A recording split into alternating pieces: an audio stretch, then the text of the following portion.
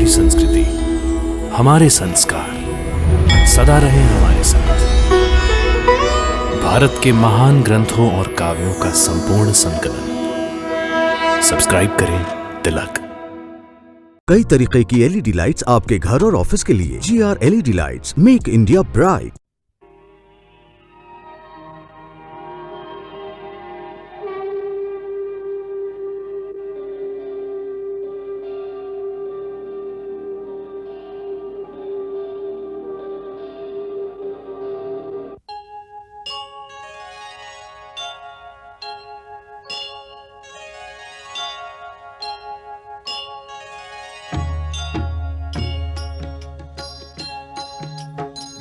सीताराम चरित अति पावन, मधुर सरस अरु अति मन भावन।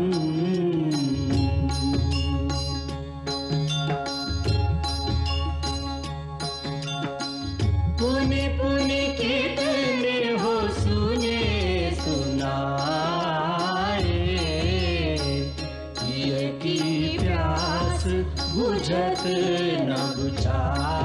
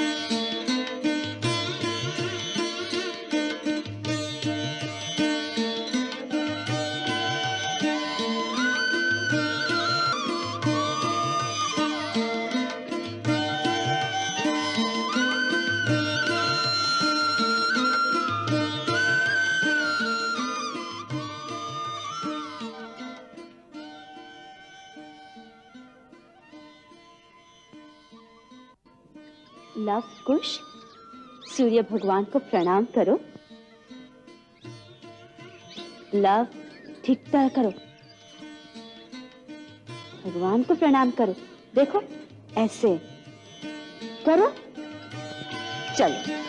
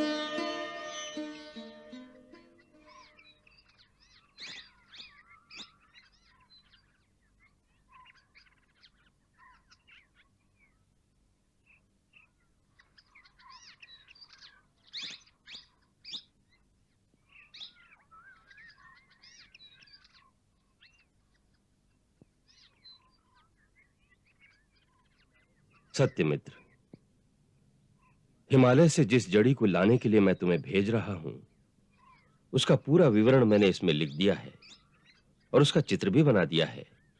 इसे पढ़कर उसे पहचानने में तुम भूल नहीं करोगे। ये जड़ी तुम्हें बद्रिका वन में नर और नारायण नामक पर्वतों के बीच मंदाकिनी नदी के किनारे बहती हुई मिलेगी। जी गुरुदेव। उस घाटी में बहुत घना बद्री वन है, जहां तुम्हें बहुत से वानर और लंगूर दिखाई देंगे, जो बड़ी बड़ी पर्वत शिलाओं से बहते हुए शिलाजीत नामक रस का सेवन करते हैं।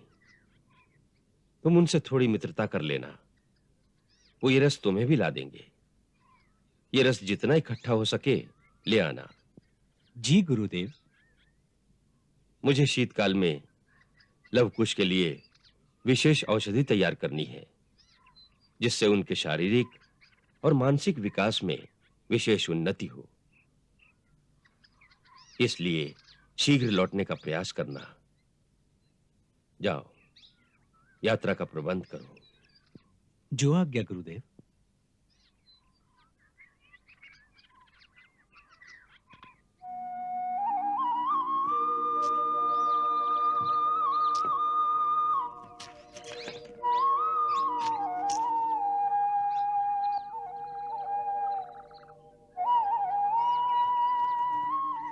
गुरुदेव कह रहे थे कि वो इन दोनों के लिए हिमालय से कुछ जड़ी बूटियां मंगवाने वाले हैं, जिनके सेवन से शरीर हृष्ट हो जाता है, बुद्धि तीव्र हो जाती है और मेधा शक्ति के बढ़ने से गुण विद्या आसानी से ग्रहण की जा सकती है। उनके शिष्य है, उनको इनकी चिंता तो होनी ही चाहिए। पुत्री, ये दोनों तो दिव्य बालक हैं, इनकी चिंता कैसी? गुरुदेव को अपने उत्तरदायित्व का ध्यान है।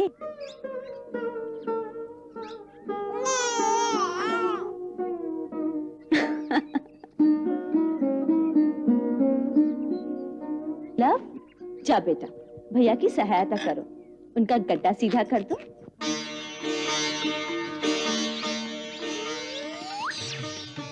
ये नटखट तो देखता ही रहेगा, कभी सहायता नहीं करेगा।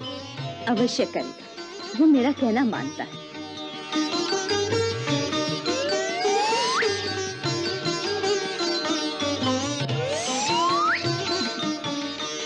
देखा इतना सा काम करके कैसा नाच रहा है नटखट। वनदेवी क्या है? हम लवकुश को खेलने के लिए बाहर ले जाएं? खेलने के लिए बाहर ले जाएं? हाँ, बाहर ले जाएं। हाँ, ले जाओ। जब तक मैं भात पका लूं, तब तक उनको बाहर ही खिलाना। अच्छा, चलो लवकुश। माँ, आज आपके लिए क्या पकाऊं? आपकी दांत में पीड़ा थी ना? मेरे से कुछ नहीं खाया जाएगा, केवल दूध पी लूंगी। केवल दूध से कैसे चलेगा? मैं आपके लिए पतली सी खिचड़ी बना देती हूँ। पुत्री, तू मेरा कितना ध्यान रखती है। माँ का ध्यान पुत्री नहीं रखेगी तो और कौन रखेगा?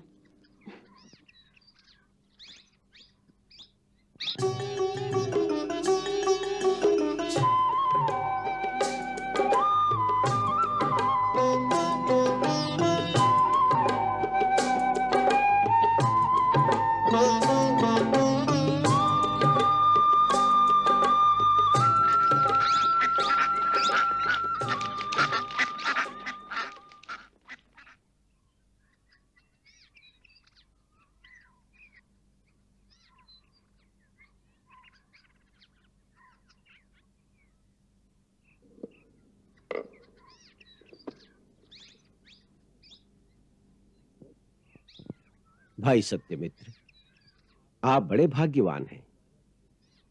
गुरुदेव आपको हिमालय के उस स्थान पर भेज रहे हैं जो स्वयं एक महान तीर्थ है। मुझे एक बात का विस्मय है। क्या? मैं कितने वर्षों से अथर्ववेद का पाठ कर रहा हूं, मैंने अभी तक इस जड़ी का वर्णन वहां नहीं पढ़ा, परंतु गुरुदेव को ऐसी ऐसी जड़ी बूटियों का ज्ञान कहां से हो जाता है? उन्होंने ऐसा विवरण लिखा है जैसे उन्होंने वो जड़ी स्वयं देखी हो। अवश्य देखी होंगी। हमारी भांति उन्हें पुस्तकें पढ़ने की आवश्यकता नहीं। उनके पास तो दिव्य दृष्टि है। जिस ओर देखेंगे उसी ओर सारी प्रकृति अपने सारे भेद उनके सामने खोल देती होगी। जड़ी बूटियों के लिए उन्हें पढ़ना नहीं पड़ता। जड़ी बूटियां तो स्वयं उनसे कहती होंगी कि भगवान, हमारा ये गुण है। आप सत्य कहते हैं, ऐसा ही लगता है, परंतु उनके सहजपन को देखकर उनकी महानता का अनुमान नहीं हो सकता। अभी वो देखिए ना, छोटे छोटे बालकों को लेकर कभी पुल पर चढ़ रहे हैं, कभी पुल से उतर रहे हैं।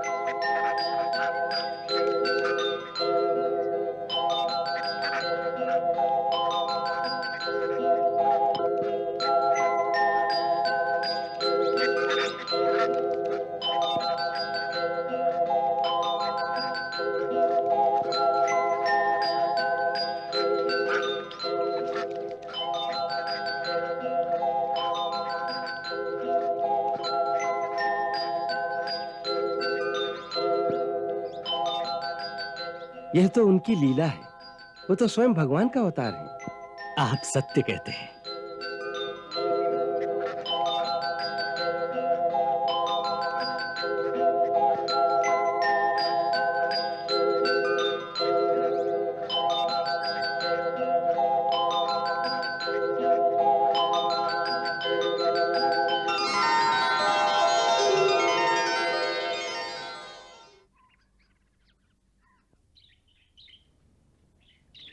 लव कुश, अब हाथी घोड़ा छोड़ो, देखो मैंने क्या बनाया।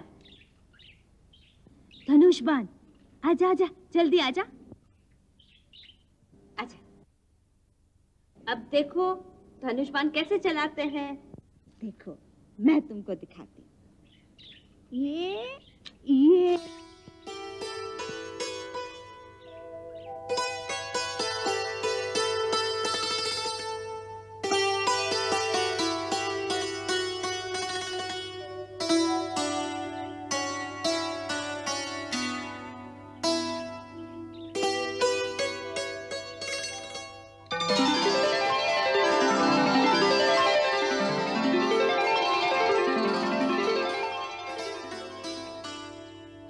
कुश, धनुष सीधा पकड़ो। पहले बाण को निशाने की सीध पर रखो और डोरी अपने कान तक खींच कर रखो। ऐसे? हाँ, फिर अपनी दृष्टि निशाने पर स्थिर करो। जहां बाण लगेगा उस स्थान पर अपने ध्यान को केंद्रित करो।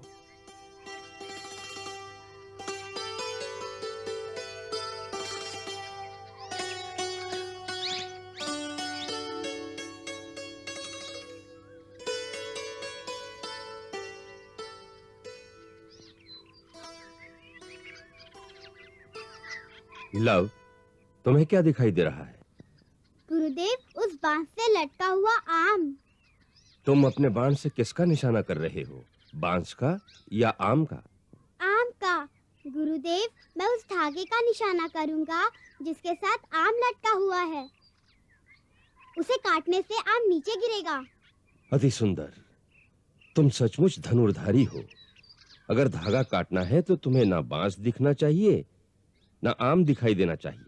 तुम्हें केवल धागा ही दिखाई देना चाहिए। अच्छा गुरुदेव। अब अपने अपने आम के धागों पर अपनी दृष्टि केंद्रित करो और जब तुम्हें कुछ ना दिखाई दे, केवल धागा ही दिखाई दे, तभी अपने अपने बाण छोड़ना।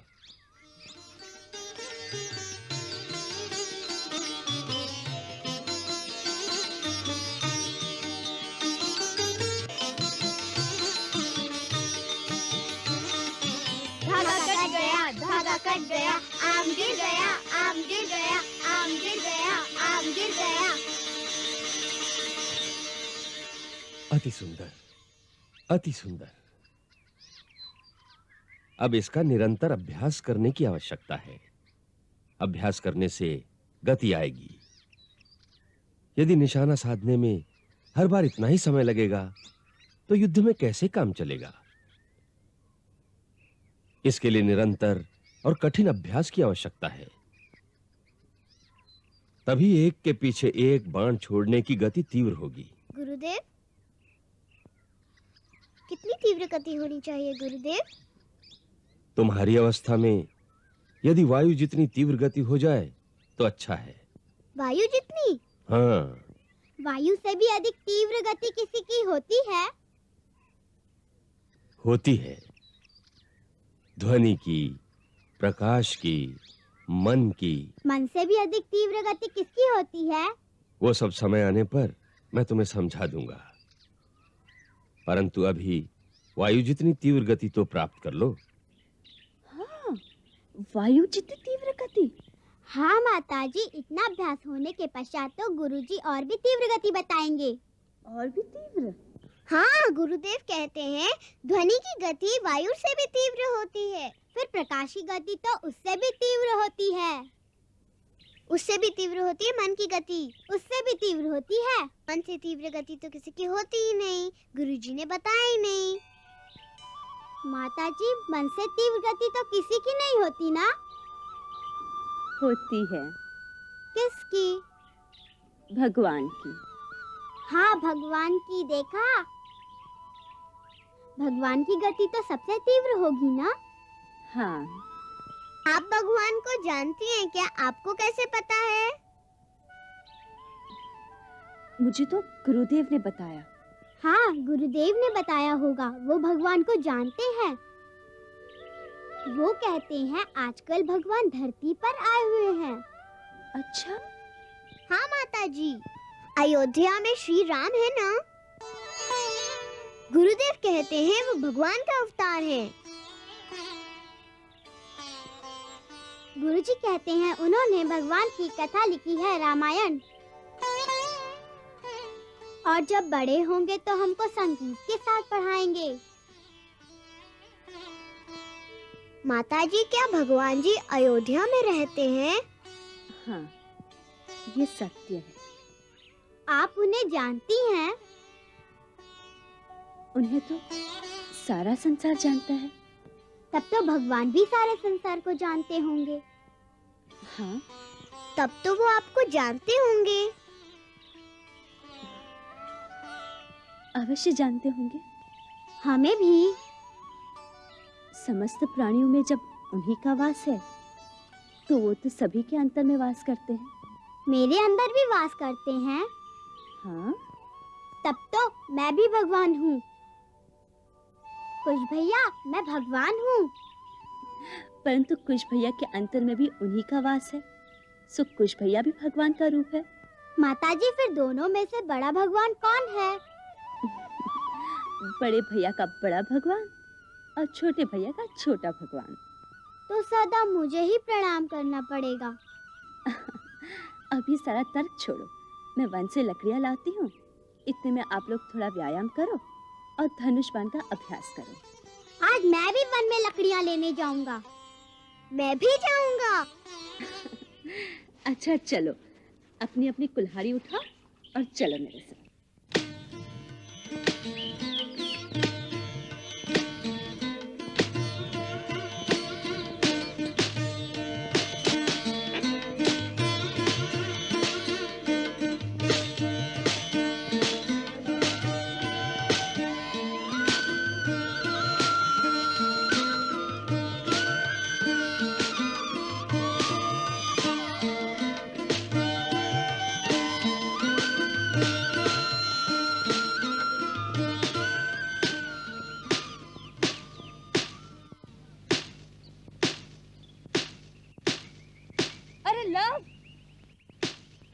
ये क्या कर रहे हो?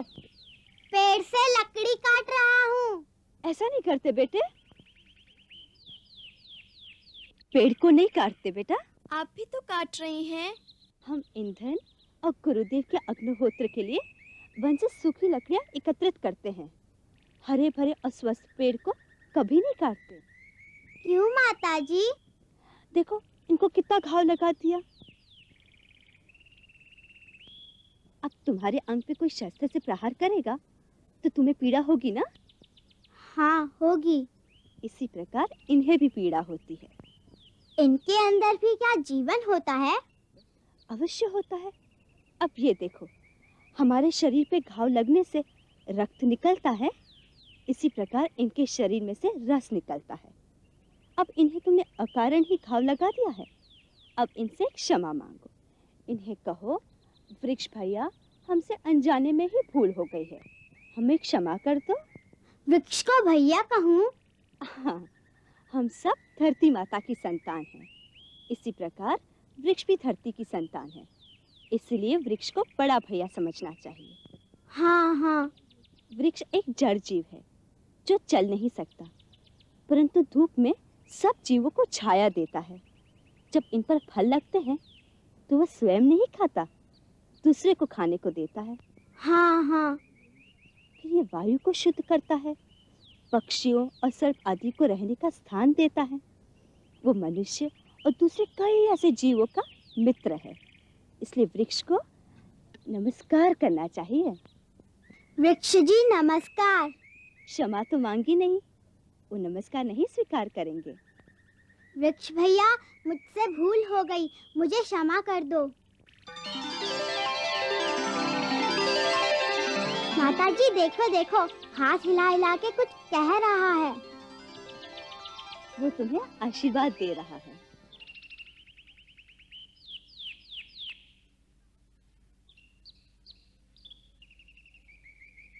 मंगल भवन अमंगल हारी, जब हो सुदशरथ अजिर बिहारी।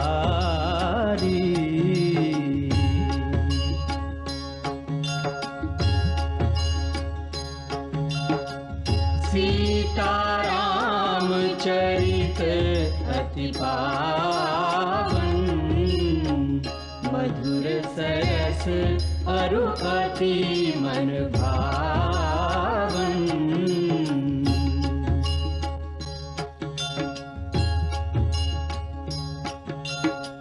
पुनि पुनि कितने हो सुने सुनाए,